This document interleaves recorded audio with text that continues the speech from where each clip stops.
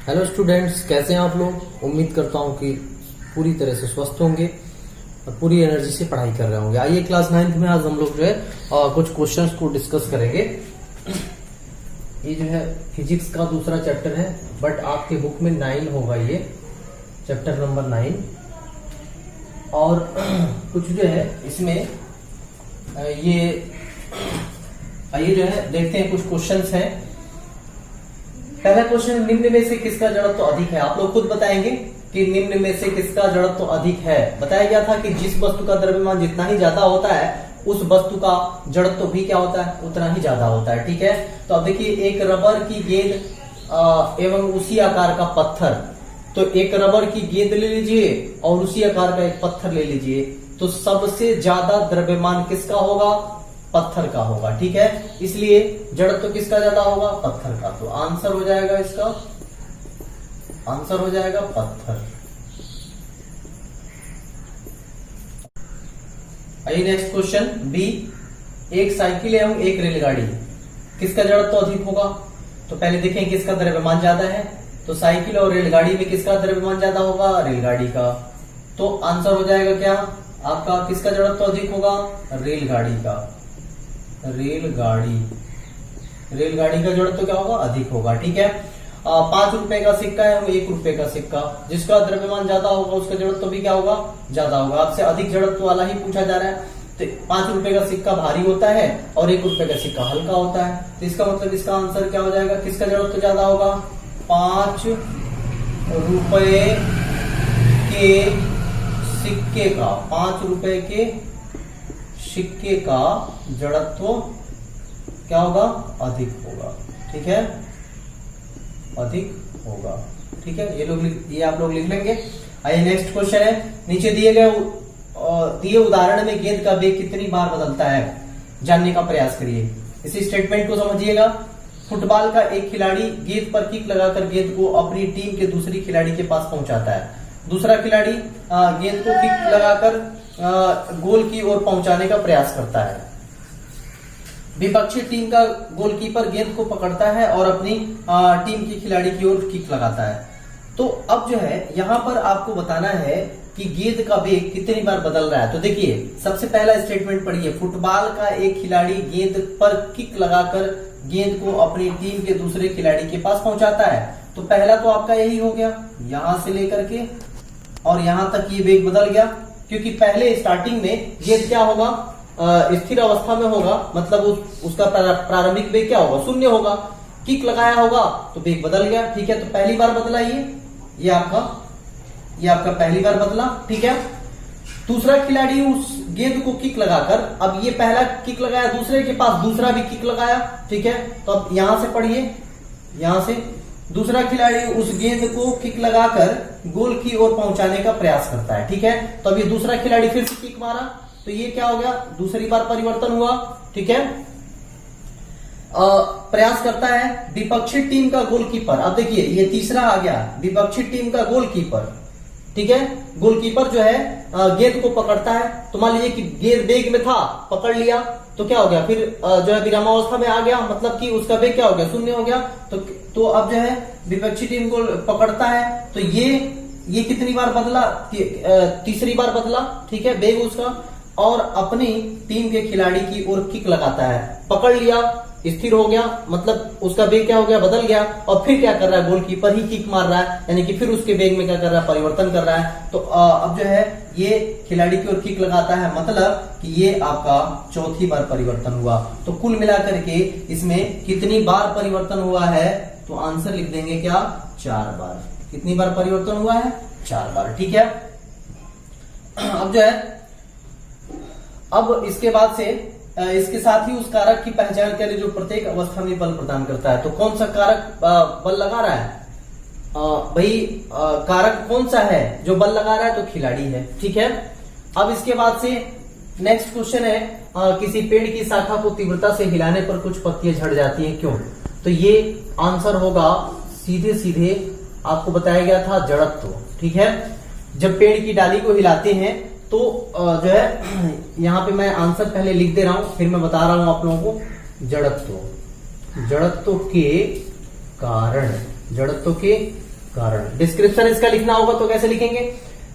जब हम पेड़ की शाखा को हिलाते हैं, बता भी चुके हैं इसको एग्जाम्पल में, पेड़ की शाखा को हिलाते हैं तो पेड़ की शाखा अचानक क्या हो जाता है भाई? गतिमान हो जाता है, जबकि पत्ती क्या रहती है? स्थिर अवस्था में ही रहती है। और जड़त्व के कारण क्या होता है कि डाली अपने जगह को छोड़ी तो पत्ता स्थिर अवस्था में है, यानी कि वहीं पे रह जाता है। डाली आगे बढ़ जाती है तो पत्ता क्या होता है? टूट के गिर जाता है। तो कुल मिला के क्या कारण है इसका? जड़त्व का कारण है।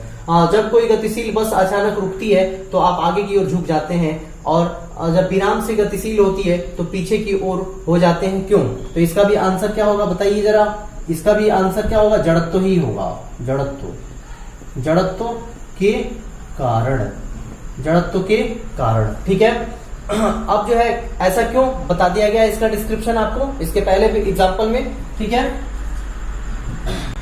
इसका डिस्क्रिप्शन पहले बताया भी है, आज भी सुन लीजिए। और इसका डिस्क्रिप्शन क्या होगा कि जब बस में यात्री बैठा रहता है, ठीक है, तो यात्री का पैर बस के नीचे वाले फर्श के साथ लगा रहता है। ठीक है, और जब अचानक बस रुकती है, ठीक है, तो भाई बस चल रही है, पैर फर्श पे लगा हुआ है, यानी कि पैर बस के साथ क्या है? गतिमान है। ऊपर वाला हिस्सा क्या है? जो है गतिमान ही है। ठीक है, अब क्या होता है कि अचानक बस रुक गई, तो यानी कि अचानक बस रुकी का मतलब कि मनुष्य का यानी कि यात्री का नीचे का जो पोर्शन है वो एकाएक रुक जाता है, जबकि ऊपर का पोर्शन क्या रहता है? गतिमान ही रहता है, जिसकी वजह से क्या हो जाता है? जो है आगे की ओर आदमी झुक जाता है। ठीक है, यानी कि इसका कारण क्या है? जड़त्व है। जब विराम अवस्था से गतिशील अवस्था में आती है, बस रुकी है और अगर उसमें यात्री बैठा है, अचानक गतिशील हो गया, तो होता क्या है भाई? वही कारण है कि पैर उसका बस के नीचे के फर्श से लगा रहता है। ठीक है, स्थिर अवस्था में रहता है बस के साथ, और ऊपर वाला पोर्शन भी क्या रहता है? स्थिर अवस्था में रहता है। अचानक बस चलती है तो यानी कि पैर उसके साथ क्या होता है? चल देता है, और ऊपर वाला पोर्शन क्या रहता है भाई? स्थिर अवस्था में रहना चाहता है, जिसकी वजह से पैर आगे चला जाता है, और ये स्थिर अवस्था में होने के कारण क्या होता है? पीछे की तरफ गिर जाता है, झुक जाता है। तो कुल मिला के इसका भी कारण क्या है? जड़त्व ही है। ठीक है, तो मुझे उम्मीद है कि ये चारों क्वेश्चन आप लोगों को समझ में आया होगा। आइए नेक्स्ट क्वेश्चन, पांचवा। यदि क्रिया सदैव प्रतिक्रिया के बराबर है तो स्पष्ट कीजिए कि घोड़ा गाड़ी को कैसे खींचता है। ठीक है, यानी कि कहा गया कि थर्ड लॉ में, यानी कि गति के तृतीय नियम में ये कहा गया कि क्रिया के बराबर प्रतिक्रिया बल होता है। ठीक है, तो घोड़ा गाड़ी को कैसे खींच लेता भाई? यानी कि अपने गर्दन से घोड़ा गाड़ी को खींचता है, तो गाड़ी उतने ही बल से पीछे उसको खींच रही होगी, तो फिर आगे बढ़ कैसे जाती है? तो ये आपसे पूछा जा रहा है। ठीक है, तो देखिए समझिएगा ध्यान से कि जब घोड़ा गर्दन से अपनी गाड़ी को खींचता है आगे की तरफ, तो गाड़ी भी उस पर पीछे की तरफ जो है घोड़े को पीछे की तरफ खींच रही होगी। ठीक है, तो यानी कि जितना बल घोड़ा जो है गाड़ी पे लगाया, उतना ही बल घोड़ा भी क्या किस पर लगाया? गाड़ी भी किस पर लगाई? घोड़े पे। ठीक है, तो ये तो बराबर हो गया। लेकिन ध्यान दीजिए कि जब घोड़ा आगे बढ़ता है तो अपने पैर से पृथ्वी को पीछे की तरफ धक्का देता है। तो जब पीछे की तरफ धक्का देता है तो पृथ्वी भी उसको क्या करती है? आगे की तरफ धक्का देती है। ठीक है, जिसके कारण जो है वह आगे की तरफ क्या होता है? बड़े आसानी से कार्ट को या कह सकते हैं गाड़ी को खींच लेता है। ठीक है, तो ये चीज आंसर में लिखा गया है। ठीक है, आइए नेक्स्ट क्वेश्चन देखते हैं। एक अग्निशमन कर्मचारी को तीव्रता से बहुतायत मात्रा में पानी फेंकने वाली रबर की नली को पकड़ने में कठिनाई होती है, क्यों? आप लोगों के घर जो है पाइप होगा पतला वाला, जो मोटर से पानी जो है बाहर जो है सिंचाई के लिए भेजा जाता है। ठीक है, तो उसके अगर बहुत ज्यादा प्रेशर से आ रहा है तो उसके अगर लास्ट एंड को हाथ से पकड़ते हैं तो जल्दी पकड़ में नहीं आता है, यानी कि पीछे की तरफ क्या होता है? हटने लगता है। ठीक है, कठिनाई होती है पकड़ने में। ऐसा क्यों? तो यहाँ पर भी क्रिया प्रतिक्रिया का नियम ही है। आप देख सकते हैं कि जब जो है पानी पे प्रेशर यानी कि बल जो है आगे की तरफ बहुत ज्यादा होता है। ठीक है, तो जितना बल आगे की तरफ पानी पर होता है उतना ही बल पानी की पाइप पर क्या लगाता है? पीछे की तरफ लगाता है। यानी पाइप पर लगाने का मतलब कि आप पकड़े हुए हैं तो आपके हाथ पे लग रहा है, तो पीछे की तरफ धक्का देता है। ठीक है, जिसके वजह से उसको पकड़ने में क्या होती है? कठिनाई होती है। तो कुल मिलाकर के ये भी क्या है? क्रिया प्रतिक्रिया के नियमानुसार ही है। जैसे रबर की नली से तीव्र गति से निकलते पानी पर आगे की ओर बहुत ज्यादा बल लगता है, क्रिया प्रतिक्रिया के नियमानुसार कह सकते हैं कि पानी भी नली पर क्या उतना ही बल विपरीत दिशा में लगाता है, जिसके कारण पानी की नली को जिससे नली को पकड़ना क्या हो जाता है, कठिन हो जाता है। ठीक है, आइए नेक्स्ट क्वेश्चन देखते हैं। न्यूमेरिकल है। एक 50 ग्राम द्रव्यमान की गोली 4 केजी द्रव्यमान की राइफल से 35 मीटर प्रति सेकंड के प्रारंभिक वेग से छोड़ी जाती है। राइफल के प्रारंभिक प्रतिक्षेपित वेग की गणना कीजिए। तो ठीक है, एक एक करके लिखा जाएगा। क्या लिखा जाएगा? गोली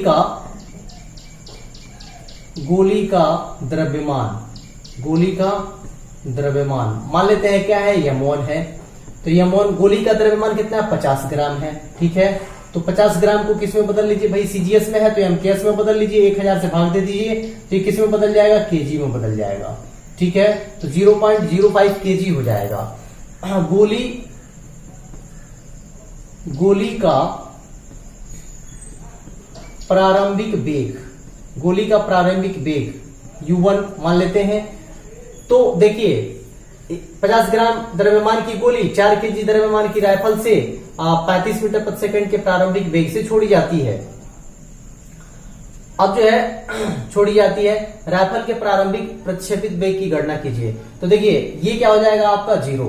ठीक है, गोली पहले क्या होगी भाई? पहले जो है तो रुकी होगी ना, स्थिर अवस्था में होगी। तो इसका मतलब कि जो है गोली का प्रारंभिक वेग क्या हो जाएगा? U1 0 हो जाएगा। ठीक है, और अब देखिए गोली का अंतिम वेग,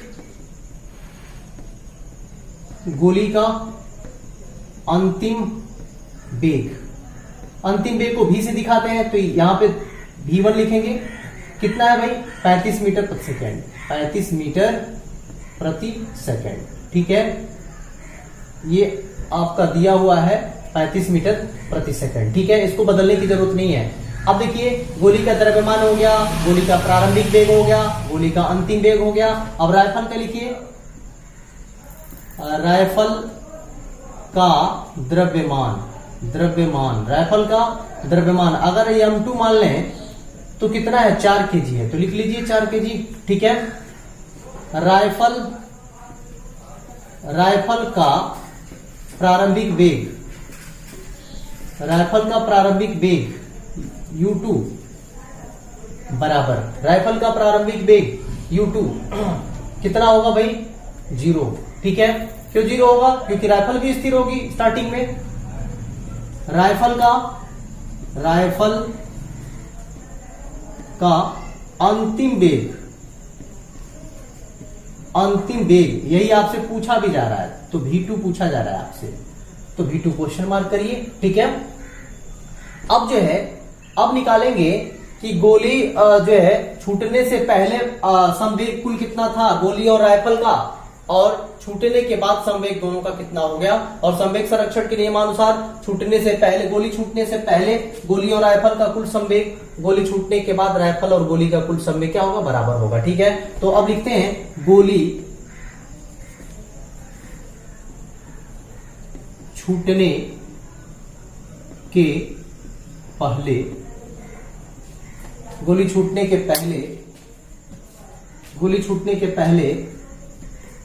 गोली व राइफल का कुल संवेग कितना हो जाएगा भाई? कुल संवेग कितना हो जाएगा?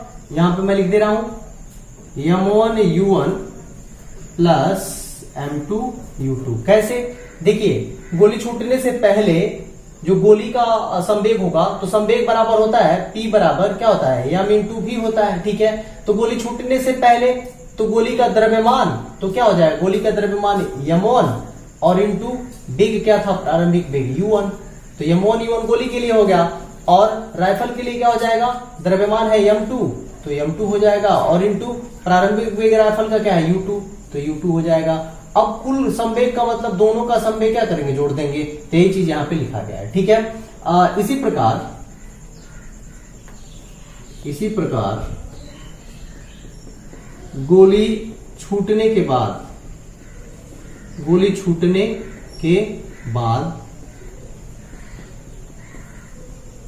गोली व राइफल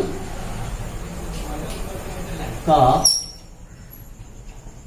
कुल संवेग, गोली व राइफल का कुल संवेग बराबर क्या हो जाएगा, m1 v1 plus m2 v2। ठीक है भाई, गोली छूटने के बाद अब देखिए द्रव्यमान तो नहीं बदलेगा, लेकिन वेग बदल रहा है। गोली का वेग क्या हो गया, v1, तो द्रव्यमान तो वही है m1, और क्या हो जाएगा v1, और राइफल का क्या हो जाएगा भाई, राइफल का द्रव्यमान तो वही रहेगा m2, और लेकिन वेग बदल रहा है, क्या हो गया v2। तो ये कुल संवेग दोनों का हो गया। ठीक है, संवेग संरक्षण के नियमानुसार, संवेग संरक्षण के नियम से, संवेग संरक्षण के नियम से देखिए दोनों क्या होंगे, आपस में बराबर होंगे। m1 u1 plus m2 u2 is equal to m1 v1 plus m2 v2। ठीक है, मान रख दीजिए अब सब आपके पास है। m1 का मान कितना है 0.05 इंटू u1 का मान क्या है 0। ठीक है, प्लस m2 का मान कितना है भाई 4 kg इंटू u2 का मान कितना है, u2 का मान है 0। ठीक है, इज इक्वल टू m1 का मान कितना है भाई 0.05। ठीक है, इंटू v1 का मान कितना है 35 रख दिया, प्लस m2 का मान कितना है 4, और v2 का मान हमें क्या करना है, फाइंड करना है। ठीक है, तो अब जो है इसको फाइंड कर ले तो ये तो टोटल आपका 0 हो जाएगा इधर, और इधर क्या होगा, इसमें मल्टीप्लाई करेंगे तो 5 × 5 = 25, 5 × 3 = 15 और 2 = 17। ठीक है, 1 2 स्थान पे दशमलव लग जाएगा, प्लस 4v2। देयरफॉर अब देखिए इसको इधर ट्रांसफर कर दीजिए, तो ये -1.75 इज इक्वल टू 4v2 हो जाएगा। Therefore v2 is equal to क्या हो जाएगा, -1.75 अपॉन 4। भाई 4 से डिवाइड करेंगे, इसको कट कर दीजिए। ठीक है, तो माइनस ये 4 4 जा 16 और 4 3 जा 12। ठीक है,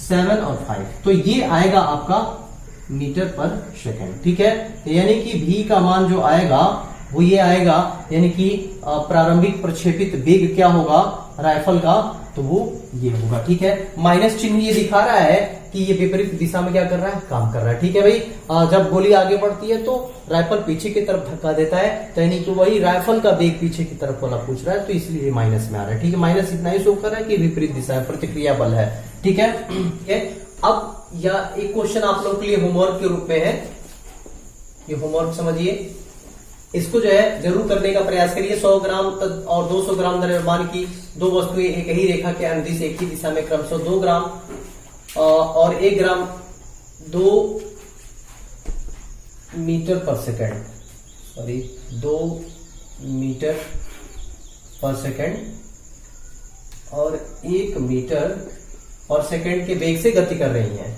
दोनों वस्तुएं टकरा जाती हैं, टक्कर के पश्चात प्रथम वस्तु का वेग 1.67 मीटर पर सेकंड हो जाता है, तो दूसरी वस्तु का वेग ज्ञात करें।